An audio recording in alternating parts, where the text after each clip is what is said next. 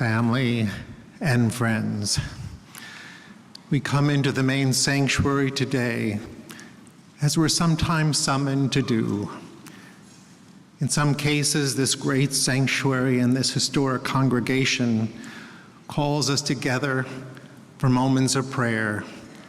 When we enter the Sabbath day, observe a high holy day, in times of joy and celebration, and also in times of sorrow and sadness.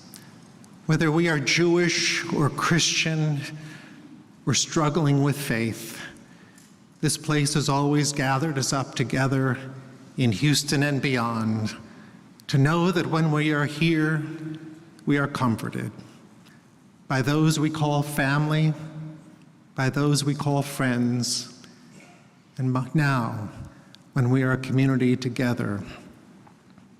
When we enter here, we bring with us all the memories and thoughts of Mollie Schaffer. As I've shared with the family, she was like the sun, a bright orb, emitting warmth and sunshine, optimism, hope, laughter, exuberance, confidence. We would never think that the sun could ever be extinguished. But our sun has gone out, but not its warmth, not its rays, not the ways it gave us hope or optimism.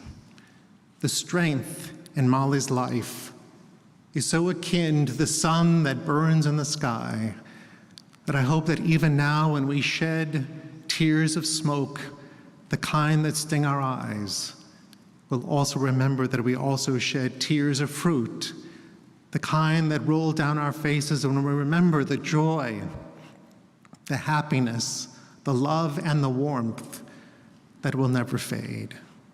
Such is Mollie Schaffer.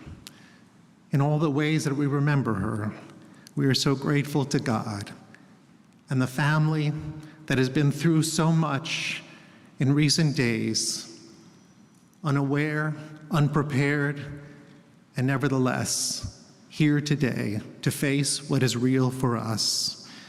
We are thinking especially of Randy, his children, Randy and Christina, Josh and Emily, Mollie's grandchildren, Sabina, Jacob, and Wyatt, extended family, Don and Barbie, Kent and Shira, Jamie and Robin, nephews and nieces, and all of us, and those who are live streaming today. Mollie's world was far and wide.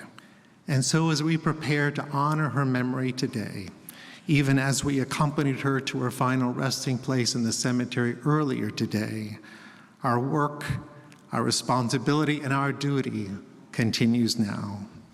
As I invite you, please, to silence your cell phones, it's a privilege to invite Cantor Feibush to continue for us with a psalm of consolation.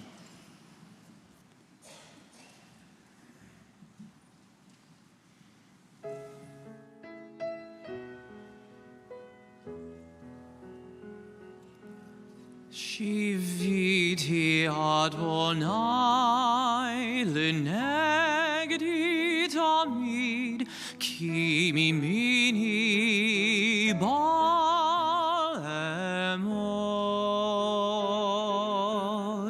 lachen samach libi v'yagel kivodi af besari shkon lavetach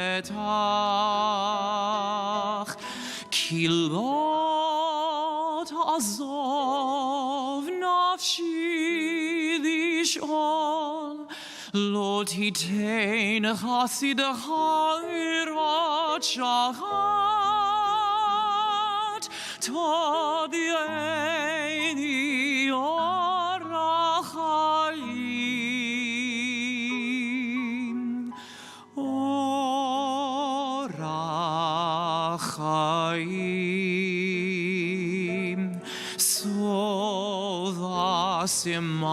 Simachot et panecha נעימות בימינך נצח. שיביתי אדוני לנגדי תמיד, כי מימיני בא למות.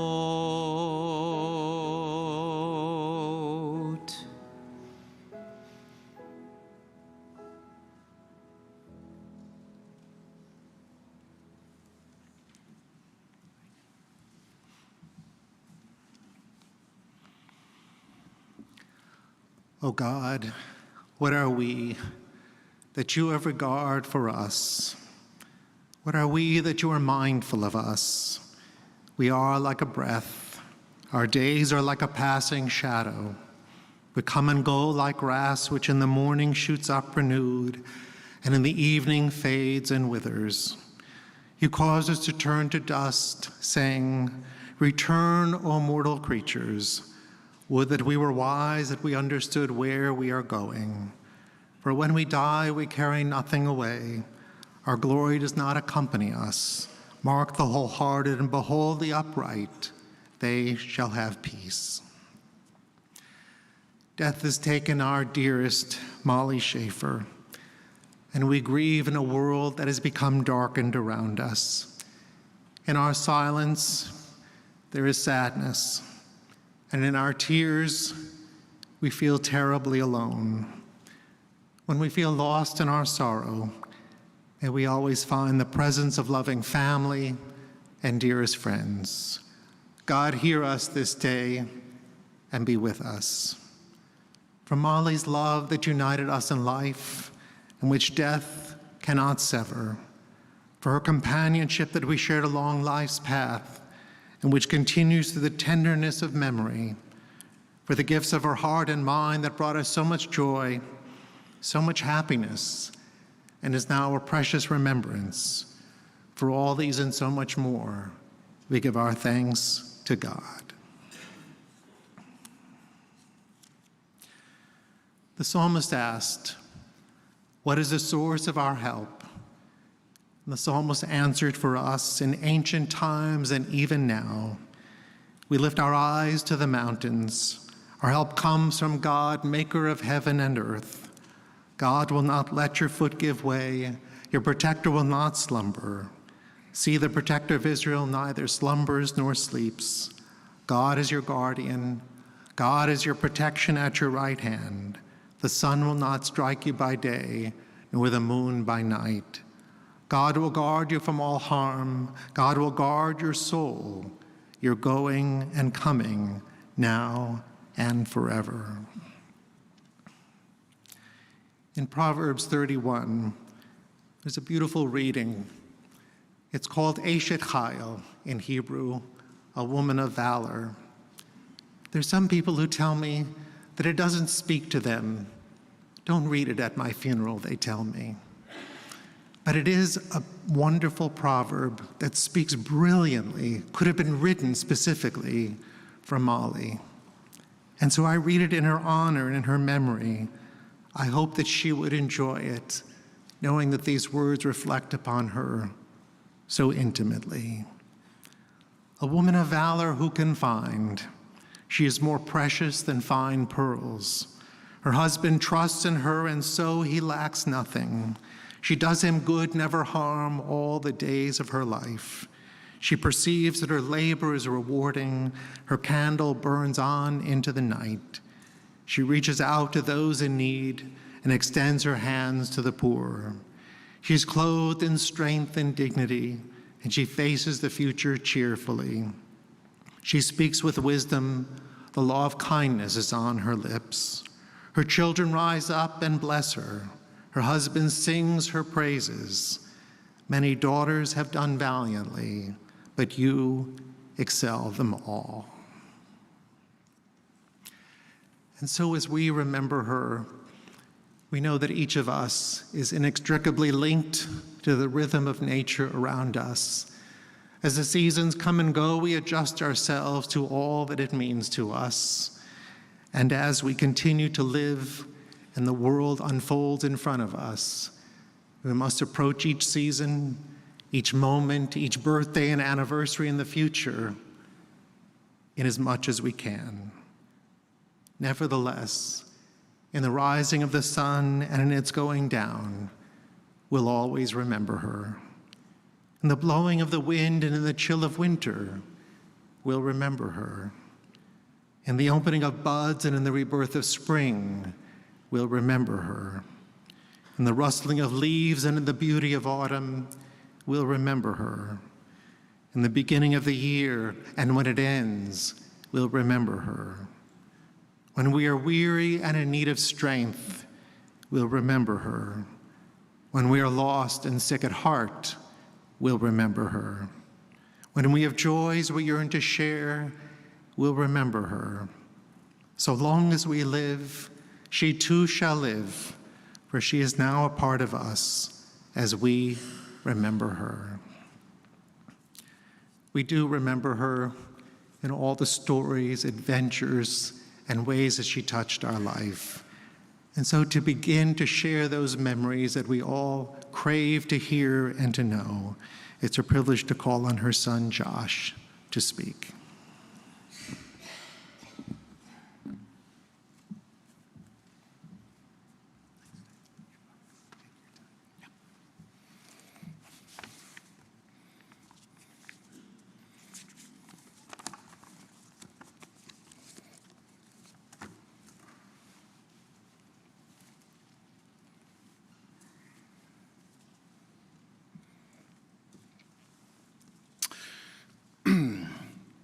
All right, it's time to pull out your scorecards for today's pitching rotation. I'm the opener. I throw high heat and I can be wild. My brother Randy will handle middle relief, and he's got a lot more control than I do. And then the all-time greatest closer, our dad, will bring us home. 35 years ago, I stood on this bema to deliver my bar mitzvah speech. And within 15 seconds, I broke down sobbing as I tried to discuss my love for my brother. And that was a happy occasion, so consider yourself warned. On behalf of the Schaffer family, I extend our deep gratitude to you for gathering here and online to honor my mom, Mollie. Also mourning her loss are the manufacturers of orange hair dye.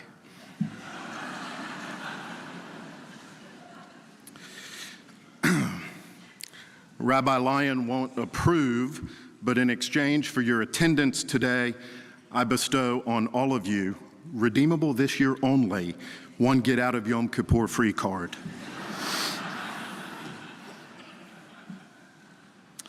All right, shifting gears. After my dad called me last Friday morning to tell me what had happened, I immediately set out to accomplish 5 specific tasks over the ensuing days. First, to get my dad back home to Houston safely and quickly. Second, to find my mom. Third, to care for my boys, Jacob and Wyatt. Fourth, to write an obituary that would honor my mom in the manner in which she lived. That was my parting gift to her. To create something that we all can turn to when we think of her, simply pull out your phone, search for her obituary, and in 2 minutes, you'll remember her smile, her warmth, and her essence. But my 5th and final task will be the hardest of them all, the message that I share now. Here's the truth. We won't remember the words that were spoken today for very long. You may remember a few lines for a few days, but you'll return to your lives, and as time passes, you won't remember what we said. But when a eulogy hits the right note, you remember how it made you feel. And if my parting gift to my mom was her obituary, then my parting gift from her to you is to create a feeling to carry with you forever. So we honor the memory of my mom by asking, what was her purpose for being here, and what legacy does she leave behind? Her purpose was to be a caretaker of others and to spread kindness. Her differentiator was an ability to make everyone she encountered feel seen. The grocery store clerk, the auto mechanic, the dry cleaner, the valet, the bank teller, the receptionist, you get my point. See, most of us are so focused on ourselves and our agendas that we blow by those people without notice. And she always looked them in the eye, greeted them with a wide smile, asked their name, learned about them, and then remembered those details for the next time. And by treating people who ordinarily go unseen with dignity, respect, and compassion, she brightened her community. But let's be frank, my mom's highest purpose was to be our dad's companion. For 58 years, since the summer of '67, they were not just a good fit, they were a perfect match. Literally no other woman on earth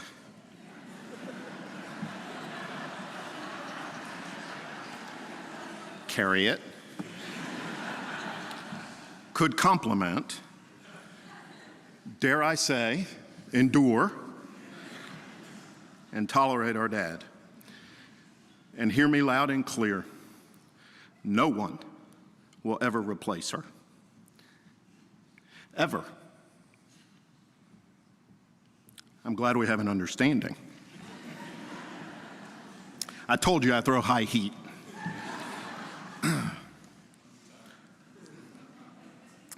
My dad possesses a wisdom of the mind, but my mom had wisdom of the heart. And this is where I say the quiet part out loud, what all of you are thinking, but too polite to say. Schaffer men are an acquired taste.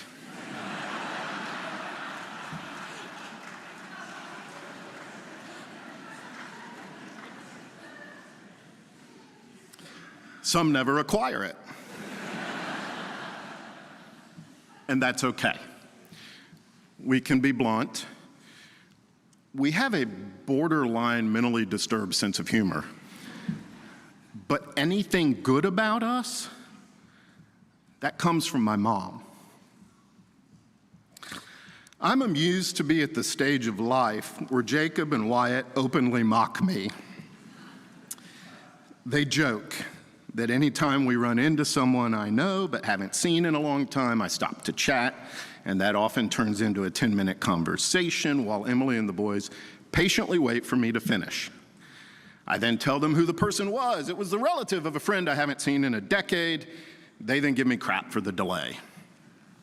But that's my mom and me, making a connection, maintaining a bond, and digging beneath the superficial conversation that people usually engage in. So if my mom's purpose was to be a caretaker and put kindness into the world, her legacy is how we transfer that into our lives. Hundreds of you have asked how you can help me and my family. Lean in right now, listen carefully. The next time a waiter serves you at a restaurant, or a flight attendant takes your drink order, or the pharmacist fills your prescription, ask how their day is going. Thank them for helping you. Put a little bit of my mom's peanuttiness out into the world. See, if each one of us does that once a day, collectively, we'll make this a better place. And you'll be honoring my mom along the way. But her ultimate legacy The single act that will define her is that she saved my dad's life. She refused to leave the car until she knew that he had escaped. And that is the legacy that Sabina and Jacob and Wyatt will pass down to generations of Schaffers when they tell our family's story. Now, I'm not naive about the context of my mom's death.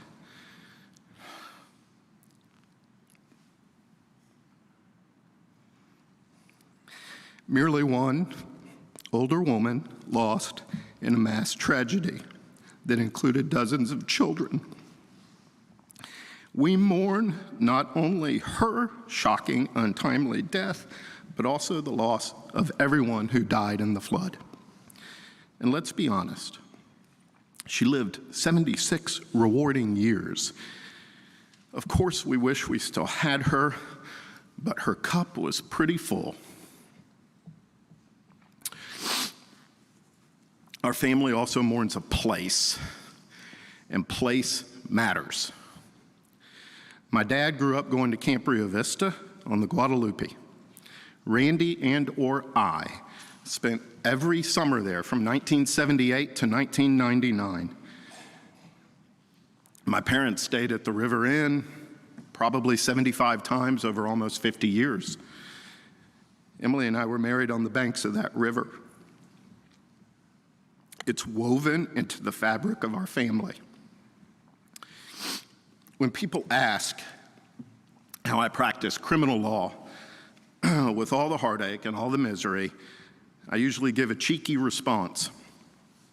But the truth is that my dad and I endure it, and I suspect my brother can treat the very sickest of patients because we have balance in our lives. The balance provided by loving wives and children,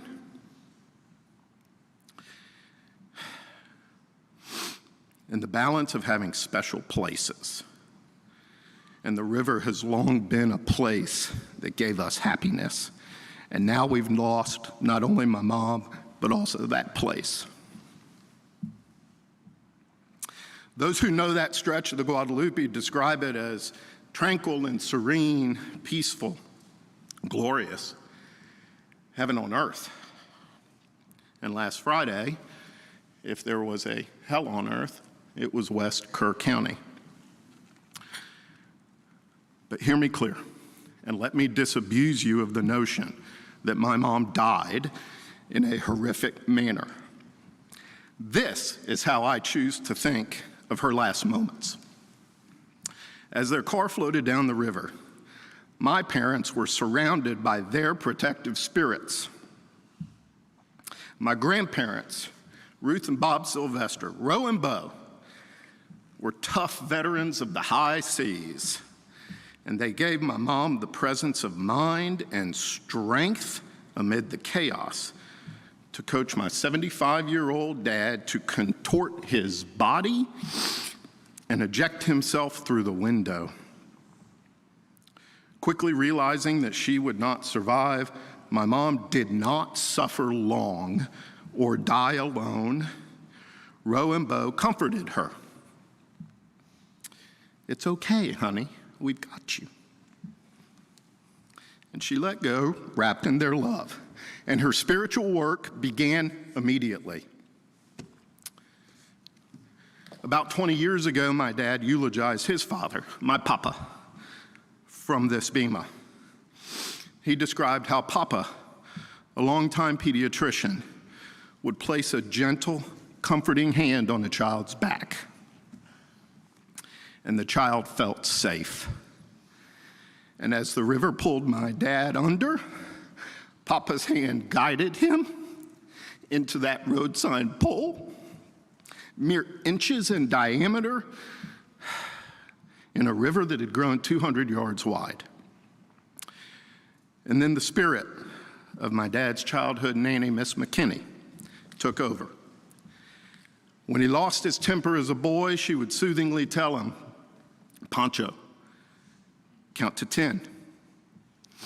And as Papa guided my dad into that pole, Kenny calmed him long enough to right himself above water.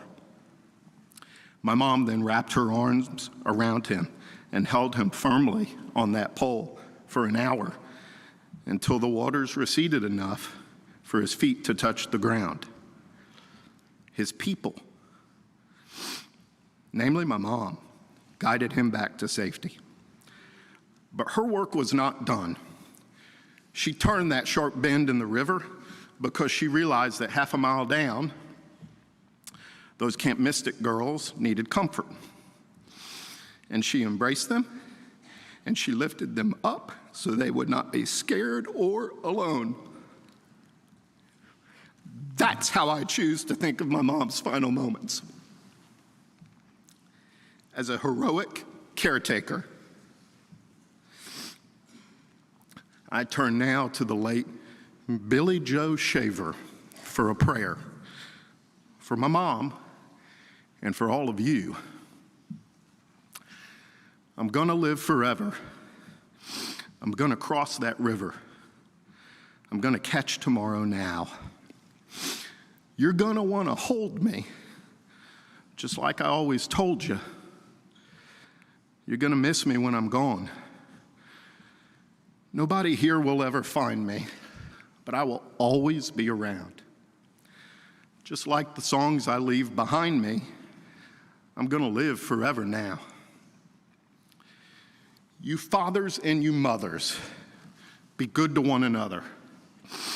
Please try to raise your children right. Don't let the darkness take them. Don't make them feel forsaken. Just lead them safely to the light. When this old world has blown us under and all the stars fall from the sky, remember someone really loves you. We'll live forever, you and I. My final words are for Sabina and Jacob and Wyatt, the most important people to my mom. Wyatt, Mo was a creative. She had style, taste, and an artistic eye. She inherited from Ro a knack for cooking big meals for family and friends. And there's a reason that you love clothes and art and music and writing and cooking. It's in your genes. And every time you assemble a menu, shop for ingredients, fire up the stove, and plate the courses, Mo will be with you. Sabina, about a decade ago, grandmother picked up stitching, and I never understood why until now. She was honing her skills so she'd be ready to scrub into surgery with you. Every time you sew up a patient, her hand will gently guide yours. Jacob, remember Mo's final words to Papa as she coached him out of the car. When you're quarterbacking the offense down the field on a fourth quarter drive, when you're on the mound at the end of the game, out of gas, when you're racing down the court on a fast break with a man on your heels, you will hear her say, push harder. My dad has asked me several times this week if he's living in a dream and going to wake up. I don't know if I dream anymore. I certainly don't remember them if I do. But I think that's all about to change. In school, I was forced to study the poetry of Eliot, Dickinson, Sandburg, and Frost. But for my money, pound for pound, The best American bard is Bruce Springsteen. As the boss aged, he realized that his childhood friends and his longtime bandmates were dying. And he was the last man standing. He penned a reflective album called Letter to You. I leave you with some wisdom of the heart from the boss. I'll see you in my dreams when all our summers have come to an end. I'll see you in my dreams. We'll meet and live and laugh again. I'll see you in my dreams. Yeah, up around that river bend. For death is not the end. And I'll see you in my dreams. Love you, Mom.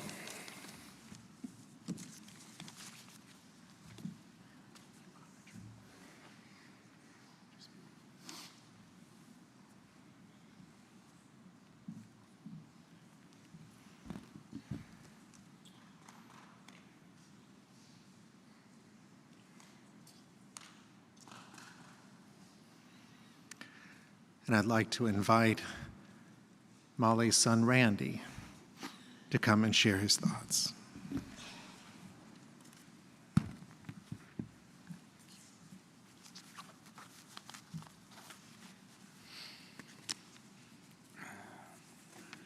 Being sandwiched between my brother and my dad, y'all are about to find out why I didn't go into law and I went into medicine instead.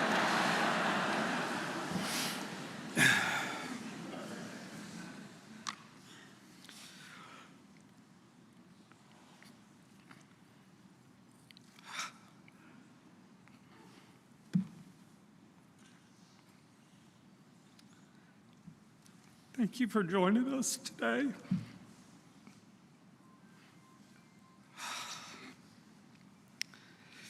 Like Josh, I grew up in this cemetery, in this synagogue, nothing personal.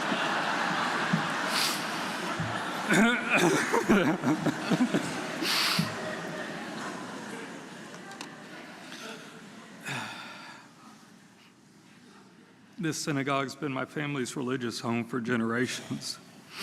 And it's been a long time since I stood on this bema as well, Josh. And yet it's too soon to be here again.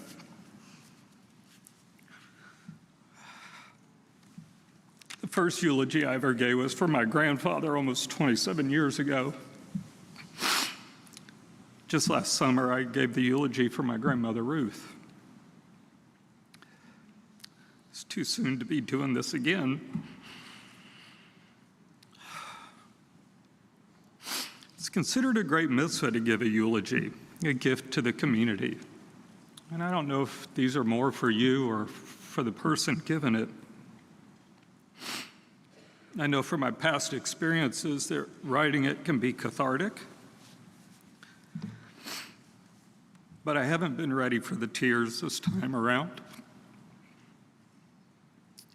In fact, I keep actively pushing them down. Tears feel like the first step toward healing. I can't even begin to think this is real, much less try to let go of the pain. All week I've been struggling to find words to say today.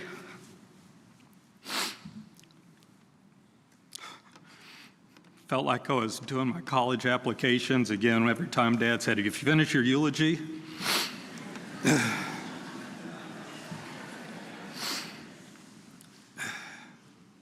finally he said, "Just speak from the heart.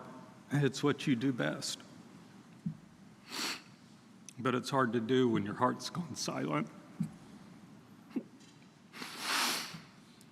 I went to bed last night thinking I knew what I would say today. I woke up this morning hating every word of what I'd prepared. None of it doing justice to my mom. Nothing I say can capture her spirit, what she means to me. the force she's been in my life, the light, the joy. There'll certainly be something that I later wish I had said today. But I guess I have to get used to accepting the things that will go unsaid. Now, on any other day, this is when Mom would wrap her arms around me in one of those incredible hugs. Say, "Oh, my precious baby, it's going to be okay." It's too soon to find myself without that embrace. Too soon. When is it not too soon to lose a parent or a spouse, a beloved grandparent, a lifelong friend? I think back now to friends who lost parents at younger age than I did. I thought I was expressing empathy when I would reach out to them. I had no idea of how much their pain could be. I couldn't even begin to fathom. It is truly bottomless. I regret not having respected their loss more deeply.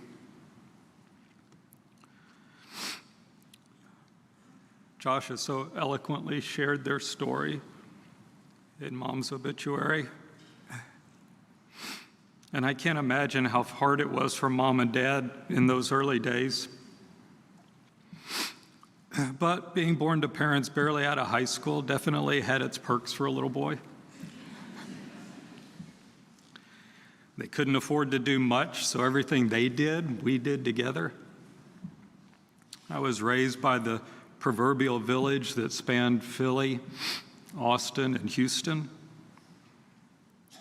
Their high school, college, law school friends, their family of their youth, so many here today are forever part of my childhood memories.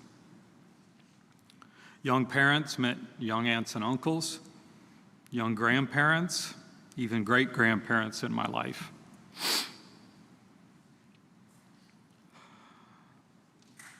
I was close with my great-grandmother, whom I didn't lose until I was in college. I was almost 30 before I lost my first grandparent.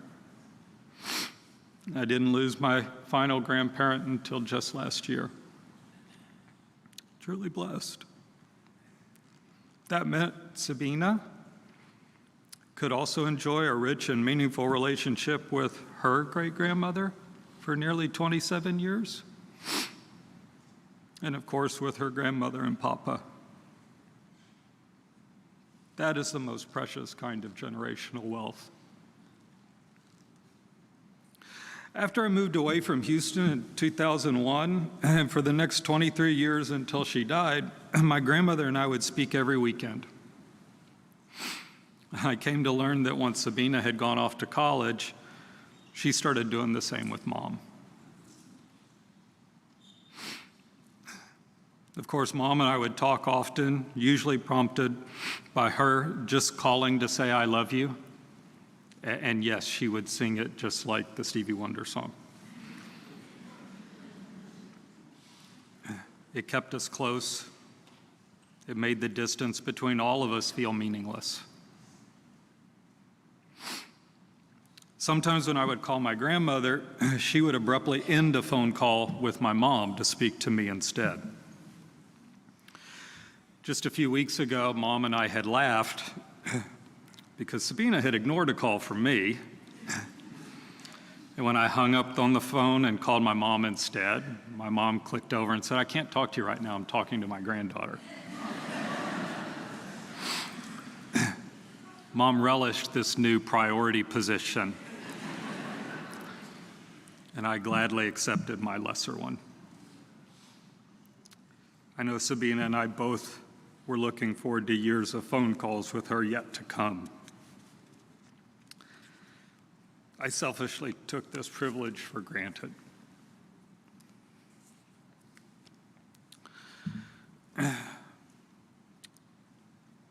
Mom was a part of the fabric of this community for all of her 76 years.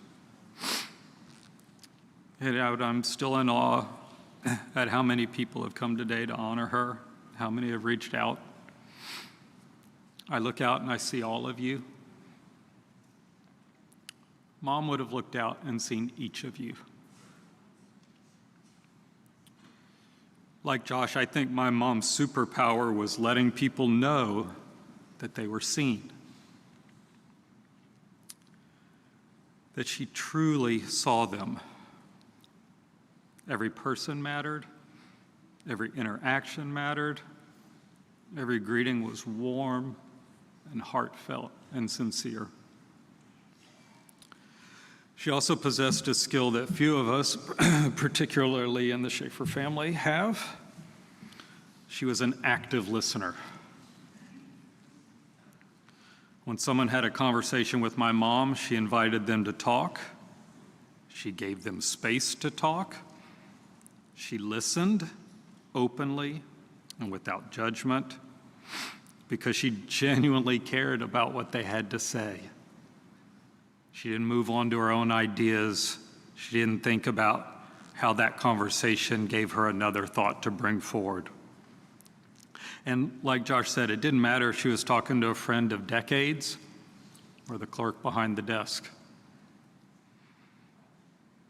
Years ago, it actually earned her the Customer of the Month award at the local CVS pharmacy. Picture up on the wall and everything.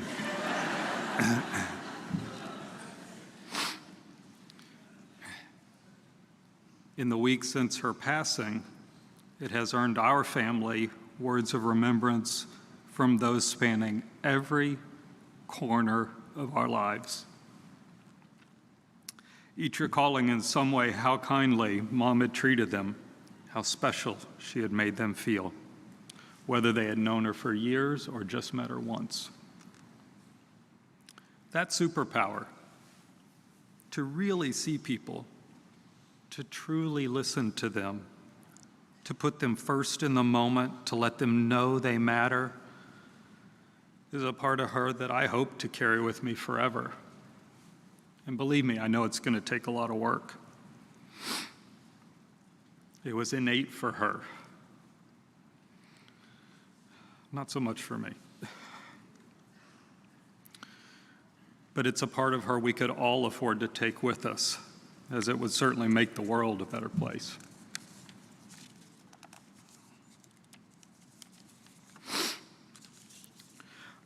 In the movie Field of Dreams, Shoeless Joe Jackson pauses as he trots toward the outfield, and he turns and asks, "Is this heaven?"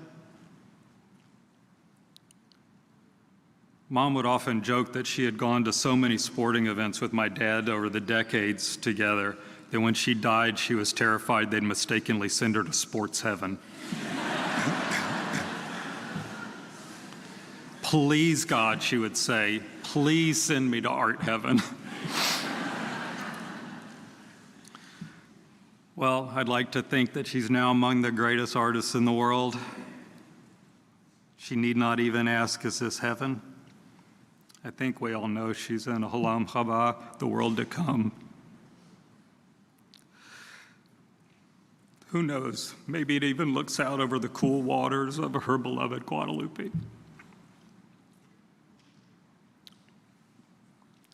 When I was in high school, my parents went on a trip to New York, as they love to do. When they got back, Dad didn't even unpack. He immediately set his stuff down, and he threw me in the car, and we went to a vintage record store, and for some reason, we bought over 245 albums. It seemed like the most random shopping spree, and when we got home that afternoon, playing them one at a time seemed kind of stupid to an impatient teenager. A few weeks later, though, the refurbished 1940s Wurlitzer jukebox arrived from New York, and I understood the magic. A gentle buzz acknowledged your selection, followed by the clicks and whirs and the dropping of the needle. Little crackle of the vinyl, and the melodies of my parents' youth would pour out. That night, and for so many more over the years since, we stayed up playing songs. I can still see my parents holding each other close.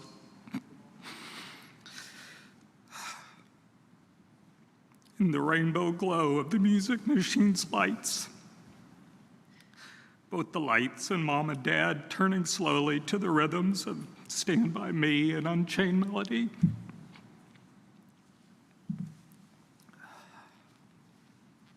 Well, the night has come.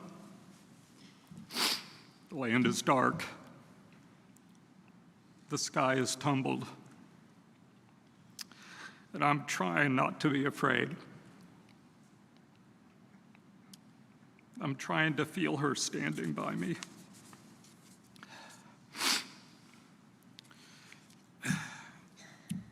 Josh, I can't thank you enough for your tireless efforts.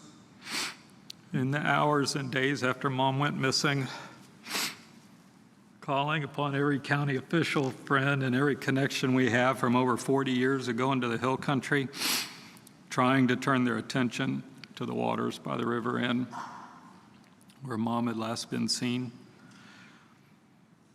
As I sat in Massachusetts, feeling helpless and alone, your focus gave me purpose and direction and a place to put my mind until I could get home to Texas. My beautiful, loving Christina, thank you for your post about Mom, which caught the attention of the local detectives who ultimately helped us identify her. I can't imagine making it through a moment of this without you by my side. Sabina, you were the light of your grandmother's life. Kindred souls, seeing the world in different colors than the rest of us. You embody her kindness, her empathy, her creative artistic spirit. You made your grandmother so incredibly proud that she just beamed. You make me and Mom so proud. Dad, I cannot tell you enough how much I love you. I cannot tell you enough how grateful I am for that last signpost on the road's edge and for the strength it took for you to hold on. I cannot imagine having also lost you.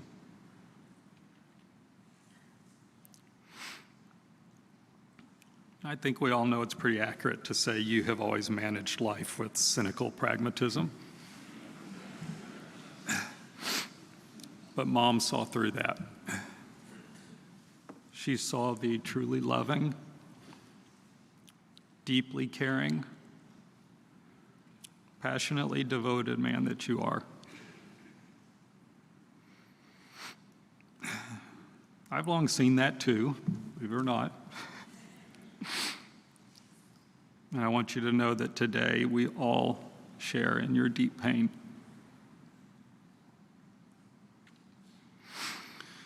It's been really difficult this week to separate Mom's loss from this larger tragedy. You can't pull them apart. They are so intertwined. It's hard to focus on one and not the other. But I think in this moment, Mom would not want this to be just about her. So if I may, I'd like to ask for a moment of silence for Mom and the 128 other people known dead, including those close to all of us who perished at Camp Mystic, and for more than the 170 still missing, still needing to be recovered. Our hearts go out to their families. For those of them still waiting, we sadly know too well the pain of finally accepting your loved one's loss and just wanting them home. And so we ask God to grant you that peace.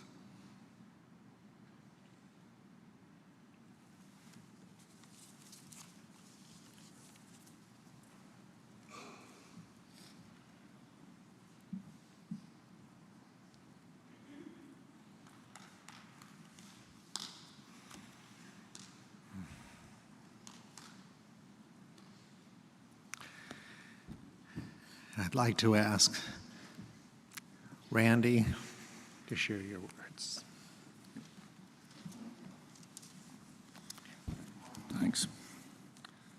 Well, I got to tell you, I wasn't going to do this. I figured the boys could carry the ball, and carry it they did. But I also figured the day might come when if I didn't say something, I would wish that I had. And if I've learned anything in the past week, it's that you don't want to have to live with regret. So here it goes. And it may be a little different than what you've heard before.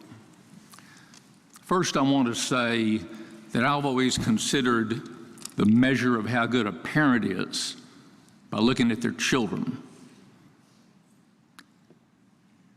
Whether you know Randy and Josh or you don't, when you look at them and when you hear what they have to say and what they've accomplished, you know all you need to know about their mother. I will tell you 90% of what they are today is attributable to Mollie. I'll take credit for 10%, and that would be their bad habits. Maybe 20 with Josh.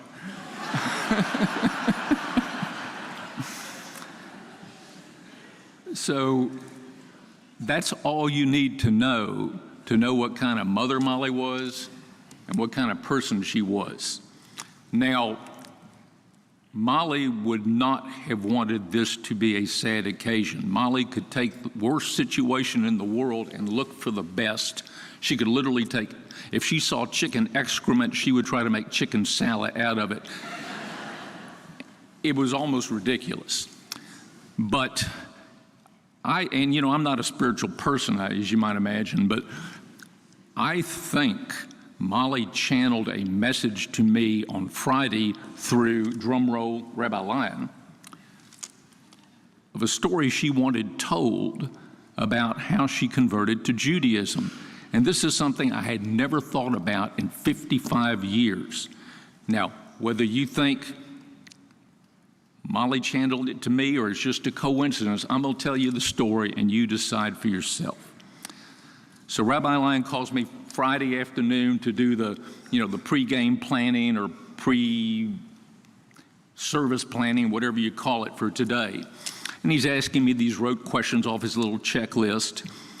And he finally says, did Mollie have a Hebrew name? And I was like, and then it hit me like a bolt. She had a Hebrew name. And I remembered what it was, and I hadn't thought about it in 55 years. And I said, Rabbi, and I told him what it was. I said, would you like to hear how she got the name? Now, that was an unfair question, okay? What's he going to say? I could care less how she got her Hebrew name. Let's get this over with. No, but the Rabbi playbook, you got to be empathetic, especially when someone's died. So he's like, of course I want to hear it. I apologize. But, well, not really. So I told him the story. And he laughed all the way through. And that was surprising to me for two reasons. First, I didn't even know rabbis were allowed to laugh. And second, I'd never heard him laugh before. I figured if the rabbi is laughing at this story, it might be a good story to tell today. So I asked him, Rabbi Lyon, do you think I should tell the story? And he went, no! And so what Rabbi Lyon didn't know about me, well, actually, Rabbi Lyon doesn't know anything about me, but among the things he doesn't know is I'm a contrarian, which means whatever you tell me to do, I'm almost certainly going to do the opposite. So, and I understand if this causes me to be excommunicated from the temple, well, I can live with that. Here's the story, you decide what it means. It's 1970, we're in Austin. The smell of weed is in the air. The Vietnam War, protesters, long hair, it's great.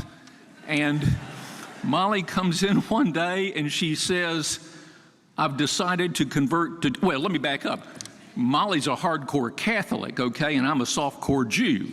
So She comes in and says, I've decided to convert to Judaism. My initial reaction was, oh my God, I want to be married to a shiksa. And I'm like, well, okay, why? And she says, well, you know, our children are going to be raised Jewish, and I think that it would be good if I were Jewish too. So I'm like, well, that's sensible, okay, but do you really want to do it? She says, yeah.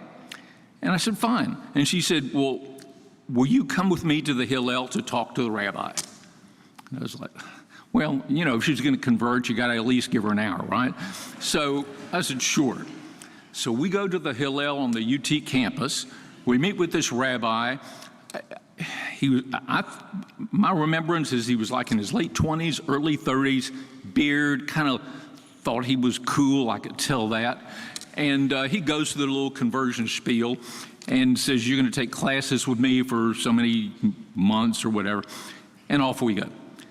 So very early on in the conversion process, she was going on her lunch hour once or twice a week, whatever it was. She comes home and she says, this is weird. She says, the rabbi's hitting on me. And I said, well, like how? And she said, well, he keeps saying how good looking I am. He's asked me to lunch. He's asked me to go with him and have a drink after work. She said, I tell him, you know, I have lunch with my husband. We pick up our child from daycare after work. I'm not interested. And she said, he won't stop. He's still coming on. I said, do you want me to get involved? She said, no, I can handle it. I just wanted you to know about it. I said, okay. I mean, I didn't know rabbis did that, but what did I know? I was 20 years old, you know? So she goes through however many months it is a conversion class, and she comes home one night, and I said, I knew she took her last conversion class. I said, when's the conversion ceremony? And she was really upset. She said, he said he will not give me a conversion ceremony until I sleep with him. I know, rabbis too, right? So I'm like, well, she says, you know, we'll just wait till we move back to Houston. I'll have Rabbi Schachtel do it. I said, no, you've gone through that conversion class. You're getting converted here. She said, well, I'm not going to sleep with him. I said, I get that, but there's got to be another way. I said, let's find his phone number. So he's not in the phone book. She calls director assistance. He's got an unlisted number. Okay? Well, so how do we crack this nut? What I'm going to tell you now, as Mollie would say, has got to remain entre nous. I don't want it getting outside these walls because it's kind of on the sneaky side, and it's possible it violated some federal laws. I'm not sure. I didn't really care. I did it anyways. Here's what it did. I dialed O for operator. Now, this is 1970, okay? O for operator, and a human being answered the phone and said, can I help you? I said, I have an emergency situation. Please help me. She said, what is it? I said, my wife is suicidal. She's locked herself in the bathroom, and she is threatening to kill herself unless her rabbi, whatever his name was, speaks to her. I've tried to call him, but he has an unlisted number. Can you give me the number? She says, I can't give you the number, but I can call the number and see if he will take your call, and I can transfer him through. And that's what she did. And so she puts this rabbi on the phone. He's like, what's the matter? What's the matter? I said, hi, Rabbi. I didn't call him Rabbi. I called him by his name. I said, hi, this is Randy Schaffer, and what the matter is that Mollie tells me you're refusing to give her a conversion ceremony until she sleeps with you. Is that right? And there's like this, it's like that broken the stuck record needle on the jukebox. I said, let me tell you how this is going to go. I said, we will be there tomorrow at noon for a conversion ceremony, or I will be there on a date and time not determined to kick your blanking ass. So what's it going to be? He hesitated maybe for a millisecond, and he said, you have to bring a witness. I said, to a conversion ceremony or an ass kicking? He said, conversion ceremony. So I called. Now, this is where the 6 degrees of separation comes in. This is the whole Beth Israel thing. This is 1970. This temple was built in 67, okay? One of my best friends at the time was Robert Klein. And Robert was a senior at UT. I called Robert. I said, can you meet me at the Hillel at noon tomorrow for Mollie's conversion ceremony? Now, Robert's father, Irving Klein, was the architect that designed this synagogue. So you see how all this stuff weaves together over a period of years. So Robert and I showed up at the Hillel with Mollie the next day. We were like her bodyguards to keep her from this rabbi. And I will promise you, it was the shortest conversion ceremony in the history of the Jewish people. It went something like, Baruch atah Adonai, your Hebrew name is Malka bat Avraham. I mean, years later, when I saw Animal House, it reminded me of when Bluto Blutarski, during the fraternity initiation, said to Kent Dorfman, your Delta Chi name is Flounder. And so that really was the conversion ceremony. And I told the rabbi goodbye in language that I'm too much of a gentleman to use here today. And we walked out the door, and Mollie was a Jew. And it was that simple, okay? So I thought that Mollie wanted y'all to hear that story, because I swear to God, I had not thought about that since we walked out of that Hillel in 1970, I think it was. Okay. So, as Josh says, when the game is over and they add up the totals for the box score, what's the line you draw in a person's life? We're all here for a purpose, some maybe more than one. What's the purpose? And Josh hit it with Mollie. I mean, he used a lot of my stuff, but that's fine. But I mean, look, doctors are here to heal. Lawyers are here to advocate. Teachers are here to teach. Business people are here, I don't know what, to make money. And Mollie was here to make people happy and feel better about themselves. Every person I saw that came in contact with Mollie, when they left, felt better about themselves. Early on, when she would meet someone new, she'd give them a handshake, and then every once in a while, she'd give them what I call the double handshake, or one of these kind of things. And I'd always say later, hey, you gave that person the double handshake. What was that all about?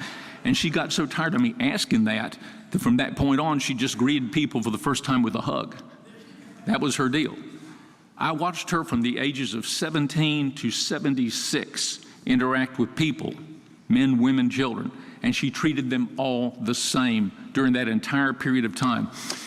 I'll tell you about the first time we really had a conversation. Summer of 67, I've got kind of the closest thing to a no-show job at the hospital that my father got me. I was like delivering lab slips and, you know, checking people in and checking people out and flirting with the nurses, and just really kind of a stupid job. And Mollie was working in the recovery room, emptying bedpans and glamorous things like that. And so her mother was the director of the operating room, scary woman at the time, very scary. And the director of nurses was a woman named Opal Benage. And I think she had issues with Mollie's mother. I think there was some sort of jealousy between them. And I think, this is my retrospective analysis of the situation. I think Opal Benage decided to try and matchmake me, a Jewish guy, with Mollie, a Catholic girl, to torment Mollie's mother. And it did, I promise you, it did. If that was her strategy, it worked. So Ms. Benage one day calls me and says, Randy, we ran out of something in Central Supply. Could you drive Mollie Sylvester over to this supply place on Holcomb and pick it up? Well, that doesn't even make sense to me. I mean, Mollie had a car, but she parked in the employee's lot and I parked in the doctor's lot, even though I was 17 years old, because my father was a doctor. I figure I'm entitled, right?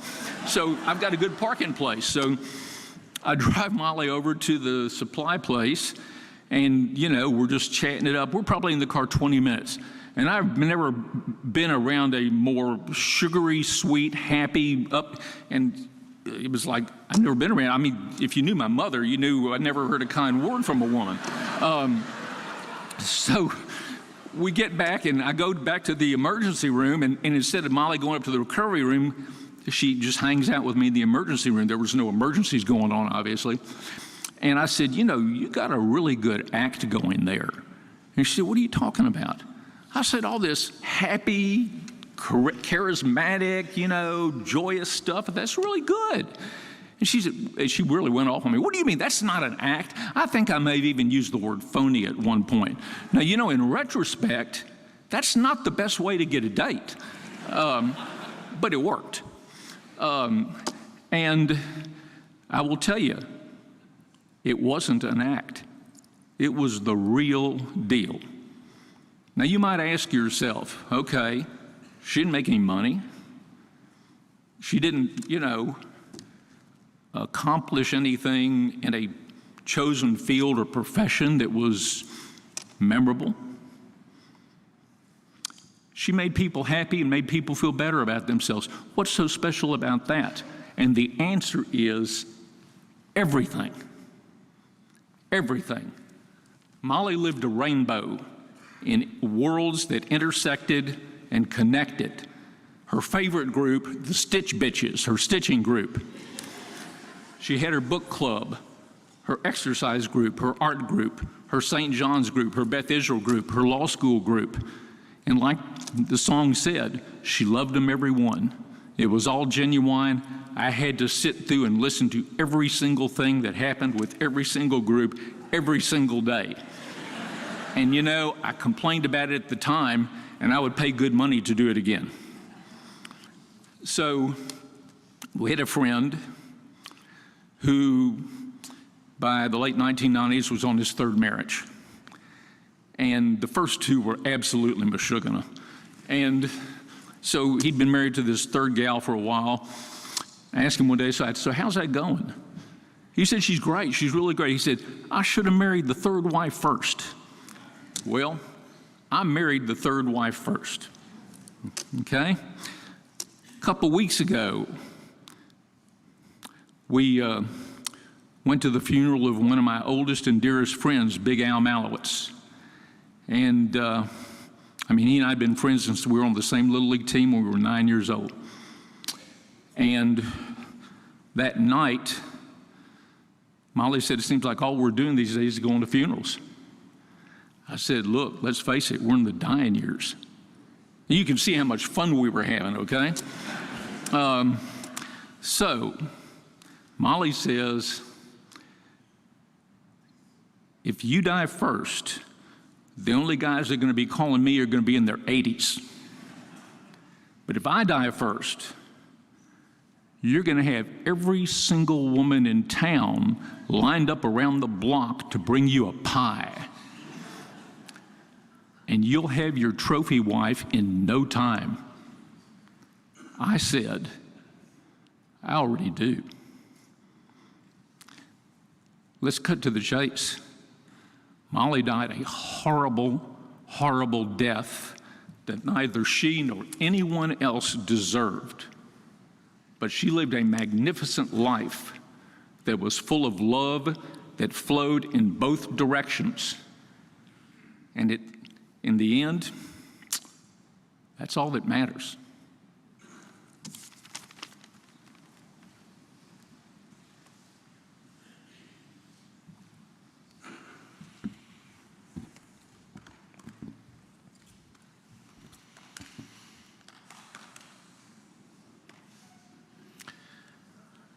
Randy, I'm never going to ask anybody again what their Hebrew name is.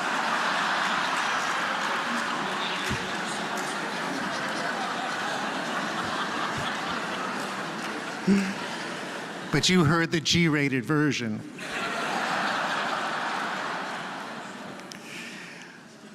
Family and friends, oh my gosh.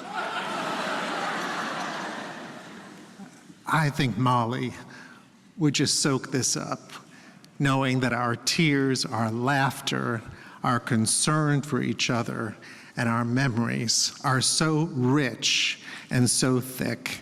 So let's certainly mourn as we should, But not only mourn, let's also celebrate the gifts of 76 years of life, even as we do hope and pray that many families who are more broken than ours have what they need, find what they must, and know that in God's protective presence, that all of us can go from strength to strength. As we take a moment to consider our own silent thoughts and prayers, let me invite Cantor Feibusch to share with us a song called Shalom Rav, a song for greater peace.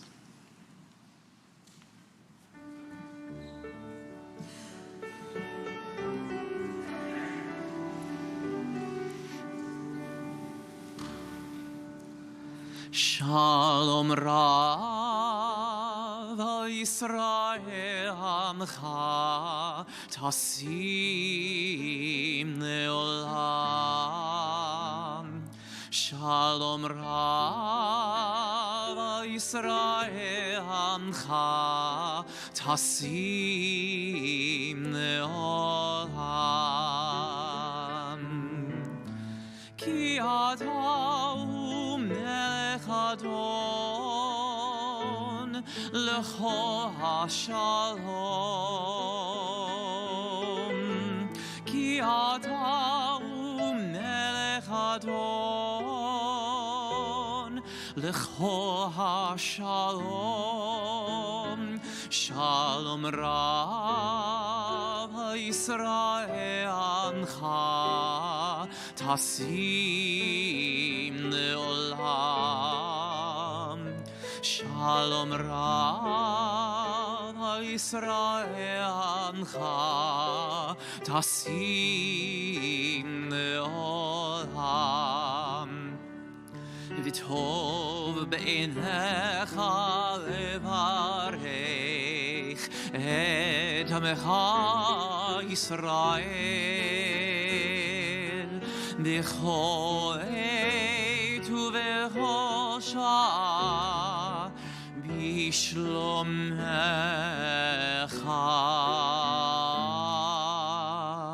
Shalom Rav Yisrael Amcha Tasim Leolam. Shalom Rav Yisrael Amcha Tasim Leolam. Tasim Leolam. Tasim Leolam.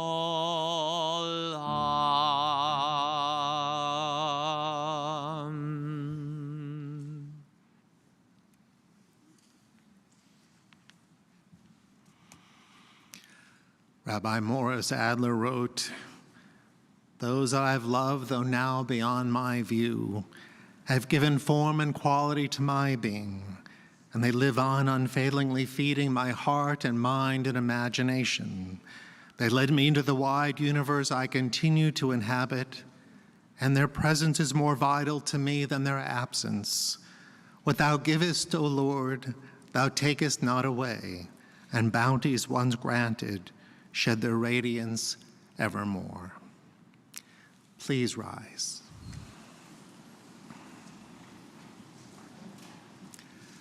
Eloheinu v'Elohei Avotenu v'Imotenu, our God and God of our ancestors, in all the ways that we seek you, in all the ways that we know you, guide us in your presence so that this family, the circle of friends in this community, and the world that was touched by Mollie may continue to be embraced and strengthened, loved, and always knowing that in your presence they might know real shalom, real peace.